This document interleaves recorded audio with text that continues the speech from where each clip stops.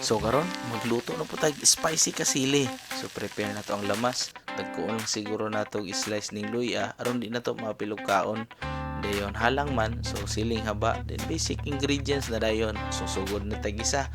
Kani bitang luya mo ni makapa-neutralize sa kalansa. So ato again ning gisahon kay medyo baga-baga man. Dayon kaning ahos diha og sibulyon saktong kaluto lang golden brown. Then i-add na din nato atong main course diha ang sili. Mo gini makapagana bitaw sa kaon. Dayon din nato walaon kaning yung kasili mo ni atong main course karon.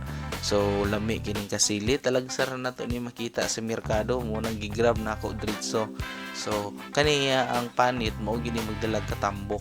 So ato lang ukay-ukayon hantod mawala na ginang lansa diha. Di man nato 100% makuha pero pinaagi ning suka birada wagtang gina. So diha ato nang pabukalon di lang nato na ilabtan hantod di musaka ginaya ang bula.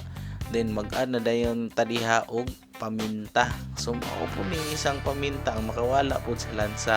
Kabulutan medyo lansa gid ang kasili pero makaon ni grabe. So butangan na din nato diha asiti. So mao kaning asiti ha mo ni gitawag nga oyster sauce.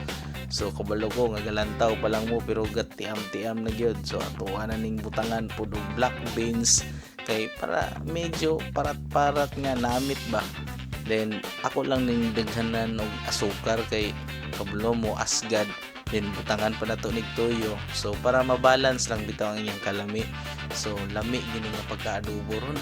So papha gining bahaw ani ba. So mag-ada dayon tadihag toyo, gamay lang para pangpaaway ug pangpalutong. So diha hukad na ta. Ug ato na ning i-plaster kay kabalo ko gipanggusla na gyud mo diha. So yan nato og ali mangaon ta.